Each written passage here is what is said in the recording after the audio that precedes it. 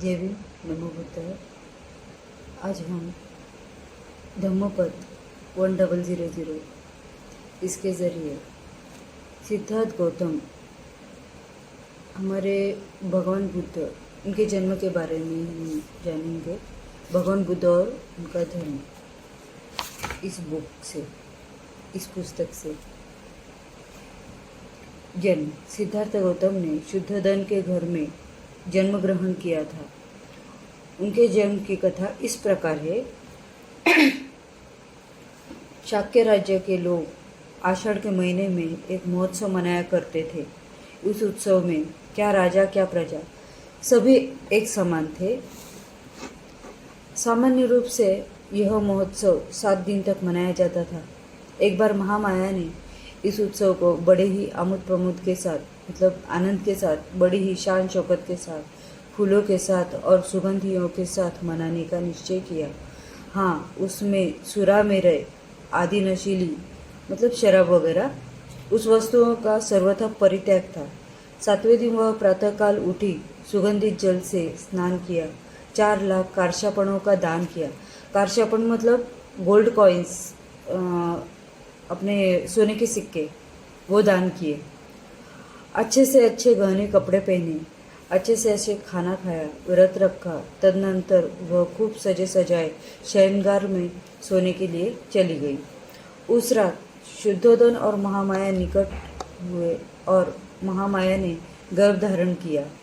राजकीय शैया पर पड़े पड़े उसे नींद आ गई। निद्राग्रस्त महाकाया ने एक स्वप्न देखा। उसे दिखाई दिया कि चतुर्दिक महाराजिक देवता उसकी शैया को उठा ले गए हैं और उन्होंने उसे हिमवंत प्रदेश में एक शाल वृक्ष के नीचे रख दिया है। वे देवता पास खड़े हैं। तब चतुर्दिक महाराजिक देवताओं की देवियां वहां आई और उसे उठाकर मानसरोवर ले गई। उन्होंने उसे स्नान कराया, स्वच्छ वस्त्र पहनाए, सुगंधियों का लेप किया और फूलों से ऐसा और इतना सजाया कि वह किसी दिव्यात्मा का स्वागत कर सके।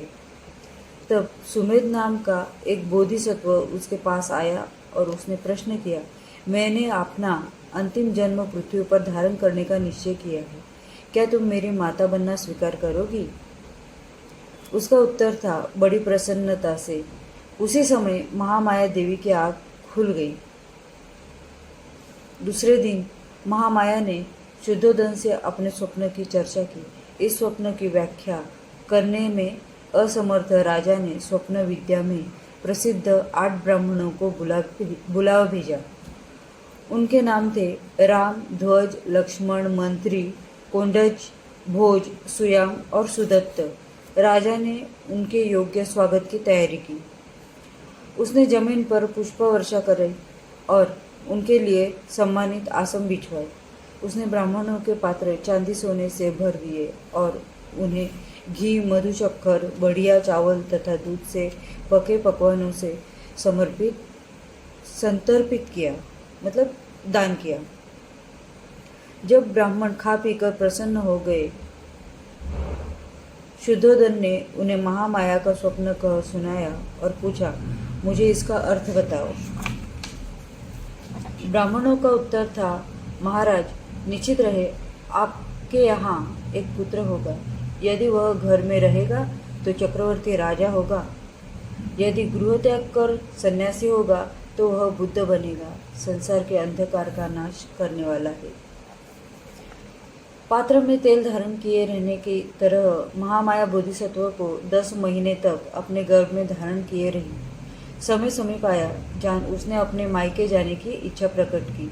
अपने पति को संबोधित करके उसने कहा, मैं अपने मायके देवदह जाना चाहती हूँ। देवदह मतलब अभी का लुम्बिनी, जो अभी नेपाल में है। तो देवदह जाना चाहती हूँ, ऐसा उन्होंने बोला। शुद्धोधन का उत्तर था, तुम जानती हो कि तुम्हारी इच्छा की पूर्ति होगी। कहारों के कंधों पर ढोई जाने वाली सुनहरी पालकी में बिठवा कर अनेक सेवक सेविकाओं के साथ शुद्धोधन ने महामाया को उसके मायके भिजवा दिया। देवदाह के मार्ग में महामाया को शाल वृक्ष के एक उद्यानवन में से गुजरना था। उसके कुछ वृक्ष पुष्पित थे, कुछ अपुष्पित थे। यह लुम्बिनी वन कहलाता था। जिस समय पालकी लुम्बिनी वन में से गुजर रही थी, सारा लुम्बिनी वन दिव्य चित्रलता की तरह अथवा किसी प्रतापी राजा के सुसज्जित बाजार जैसा प्रतीत होता था। जड़ से वृक्षों की शाखाओं के छोर तक पेड़ फलों और फूलों से लदे थे। नाना रंग के भ्रमरगण गुंजार कर रहे थे, पक्षी चहचहा रहे थे। यह मनोरम दृश्य देखकर महामाया के मन में एक इच्छा उत्पन्न हुई कि वह कुछ समय वहाँ रहे और क्रीड़ा करे। उसे पालकी ढोने वालों को आज्ञा दी कि वह उसकी पालकी को शाल उद्यान में ले चले और वहाँ प्रतीक्षा करे। महामाया पालकी से उतरी और एक सुंदर शाल वृक्ष की ओर बढ़ी। मंद पवन बह रही थी, जिससे वृक्ष की शाखाएं ऊपर नीचे हिल डोल रही थी। महामाया ने उसमें एक शाखा को पकड़ना चाहा। भाग्यवश एक शाखा काफी नीचे झुक गई। महामाया ने पंजों के बल खड़ी होकर उसे पकड़ लिया, परंतु शाखा ऊपर की ओर उठी और उसके हल्का सा झटका लगने से महामाया को प्रसूति वेदना आरंभ हुई। उस शाल वृक्ष की शाखा पकड़े खड़े ही खड़े महामाया ने एक पुत्र को जन्म दिया। ईस्वीसन पूर्व 563 ईस्वीसन पूर्व में वैशाख पूर्णिमा के दिन, वो दिन था वैशाख पूर्णिमा का, बालक ने जन्म ग्रहण किया। शुद्धोधन और महामाया का विवाह हुए बहुत समय बीत गया था, लेकिन उन्हें कोई संतान न हुई थी। आखिर जब पुत्र लाभ हुआ तो न केवल शुद्धोधन और उसके परिवार द्वारा बल्कि सभी शाक्यों द्वारा पुत्र जन्मोत्सव बड़ी ही शान बान और बड़े ही ठाट बाट के साथ अत्यंत प्रसन्नतापूर्वक मनाया गया। बालक के जन्म के समय अपनी बारी से शुद्धोधन पर कपिलवस्तु का शासन करने की जिम्मेदारी थी। वह राजा कहलाया और इसलिए स्वाभाविक तौर पर बालक भी राजकुमार। असित का आगमन। भी असित कौन है ये हम देखेंगे। जिस समय बालक का जन्म हुआ उस समय हिमालय में असित नाम के एक बड़े ऋषि रहते थे। असित ने सुना कि आकाश स्थित देवता बुद्ध शब्द की घोषणा कर रहे हैं। उसने देखा कि वह अपने वस्त्रों को उछाल उछाल कर प्रसन्नता के मारे इधर उधर घूम रहे हैं, मतलब आनंद के मारे वो झूम रहे हैं। वह सोचने लगा कि मैं वहाँ क्यों न जाऊँ जहाँ बुद्ध ने जन्म ग्रहण किया है। जब असित ऋषि ने समस्त जम्बूद्वीप पर अपनी दिव्य दृष्टि डाली तो देखा कि शुद्धोधन के घर में एक दिव्य बालक ने जन्म ग्रहण किया है और देवताओं की भी इतनी अधिक प्रसन्नता का यही कारण है। इसलिए वह महान ऋषि असित अपने भांजे नाड़क के साथ राजा शुद्धोधन के घर आए और उसके महल के द्वार पर खड़े हुए। जब असित ऋषि ने देखा कि शुद्धोधन के द्वार पर लाखों आदमियों की भीड़ एकत्रित है, वह द्वारपाल के पास गए और कहा, अरे जाकर जरा राजा से कहो कि दरवाजे पर एक ऋषि खड़े हैं। द्वारपाल राजा के पास गया और हाथ जोड़कर विनती की, राजन, द्वार पर एक वृद्ध ऋषि पधारे हैं और आपसे भेंट करना चाहते हैं। राजा ने असित ऋषि के बैठने के लिए आसन की व्यवस्था की और द्वारपाल को कहा, ऋषि को आने दो। महल के बाहर आकर द्वारपाल ने असित से कहा, कृपया भीतर पधारे। असित ऋषि राजा के सामने उपस्थित हुए और उसे खड़े खड़े आशीर्वाद दिया। राजन, आपकी जय हो, राजन, आपकी जय हो। आप चिरकाल तक जिए और अपने राज्य पर धर्मानुसार शासन करें। तब शुद्धोधन ने असित ऋषि को साष्टांग दंडवत किया और उन्हें बैठने के लिए आसन दिया। जब उसने देखा कि असित ऋषि सुखपूर्वक आसीन है तो शुद्धोधन ने कहा, ऋषिवर, मुझे स्मरण नहीं है कि इसके पूर्व आपके दर्शन हुए हैं। मतलब कभी पहले उन्होंने देखा ही नहीं, इसके लिए उन्होंने ऐसा बोला। आपके यहाँ आगमन का क्या उद्देश्य है? आपके यहाँ पधारने का क्या कारण है? तब असित ऋषि ने राजा शुद्धोधन से कहा, राजन, तुम्हें पुत्र लाभ हुआ है, मैं उसे देखने के लिए आया हूँ। शुद्धोधन बोला, ऋषिवर, बालक सोया है, क्या आप थोड़ी देर प्रतीक्षा करने की कृपा करेंगे? ऋषि का उत्तर था, राजन, इस तरह की दिव्य विभूतियाँ देर तक सोती नहीं रहती है, वे स्वभाव से ही जागरूक होती है। तब बालक ने ऋषि पर अनुकंपा करके अपने जागते रहने का संकेत किया। यह देख कि बालक जाग उठा है, शुद्धोधन ने उसे दृढ़तापूर्वक दोनों हाथों में लिया और असित ऋषि के सामने ले आया।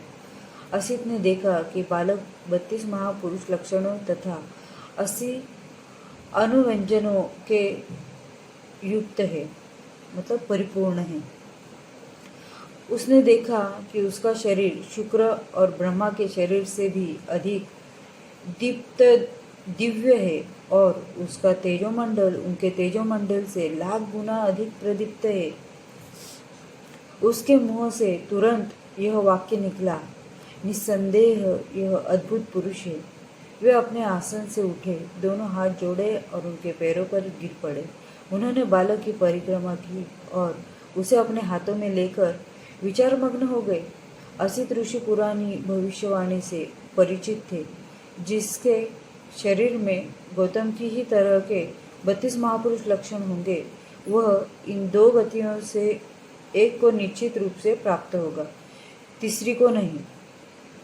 यदि वह गृहस्थ रहेगा तो वह चक्रवर्ती नरेश होगा, और लेकिन यदि वह गृहत्याग कर प्रव्रजित हो जाएगा, मतलब संन्यास बोलते हैं ना, प्रव्रजित हो जाएगा, तो वह सम्यक संबुद्ध होगा।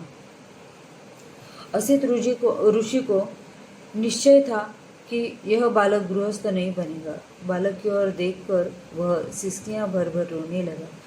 शुद्धोधन ने देखा कि असित ऋषि सिसकियां भर भर के रो रहे हैं। उसे इस प्रकार रोता देखकर शुद्धोधन के रोंगटे खड़े हो गए। उसने असित ऋषि के निवेदन किया, ऋषिवर, आप इस प्रकार रो क्यों रहे हैं? आंसू क्यों बहा रहे हैं? ठंडी सांस क्यों ले रहे हैं? मैं समझता हूँ कि बालक का भविष्य तो निर्विघ्न ही है। असित ऋषि ने राजा को उत्तर दिया, राजन, मैं बच्चे के लिए नहीं रो रहा हूँ, इसका तो भविष्य निर्विघ्न है, मैं अपने लिए रो रहा हूँ। ऐसा क्यों? शुद्धोधन ने पूछा। असित ऋषि का उत्तर था, मैं जराजीर्ण हूँ, वय प्राप्त हूँ, और यह बालक निश्चयात्मक रूप से बोधि लाभ करेगा, सम्यक संबुद्ध होगा। तदनंतर वह लोक कल्याण के लिए अपना धर्म चक्र प्रवर्तित करेगा, जो इससे पहले इस संसार में कभी प्रवर्तित नहीं हुआ है। जिस श्रेष्ठ जीवन की, जिस सद्धर्म की वह घोषणा करेगा, वह आदि में कल्याणकारक होगा, मध्य में कल्याणकारक होगा और अंत में कल्याणकारक होगा। वह अर्थ तथा व्यंजन की दृष्टि से निर्दोष होगा, वह परिशुद्ध होगा, वह परिपूर्ण होगा। जिस प्रकार राजन कभी कहीं इस संसार में उदुम्बर गुलर पुष्पित होता है, उसी प्रकार अनंत युगों के अनंतर इस संसार में कहीं बुद्धोत्पाद होता है।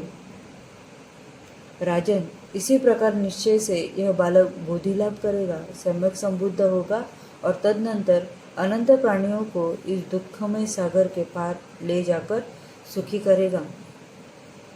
लेकिन राजन, मैं उस बुद्ध को नहीं देख सकूंगा, इसलिए राजन, मैं इस दुख से दुखी हूँ और रो रहा हूँ। मेरे भाग्य में उस बुद्ध की पूजा नहीं करनी, मतलब नहीं नहीं लिखी है। तब राजा ने असित ऋषि और उसके भांजे नाड़क नरदत्त को श्रेष्ठ भोजन से संतर्पित किया और वस्त्र दान दे उनकी परिक्रमा कर वंदना की। तब असित ने अपने भांजे नाड़क को कहा, नरदत्त, जब कभी तुम्हें यह सुनने को मिले कि यह बालक बुद्ध हो गया है तो जाकर शरण ग्रहण करना, यह तेरे सुख, कल्याण और प्रसन्नता के लिए होगा। इतना कहकर असित ने राजा से विदा ली और अपने आश्रम चला गया।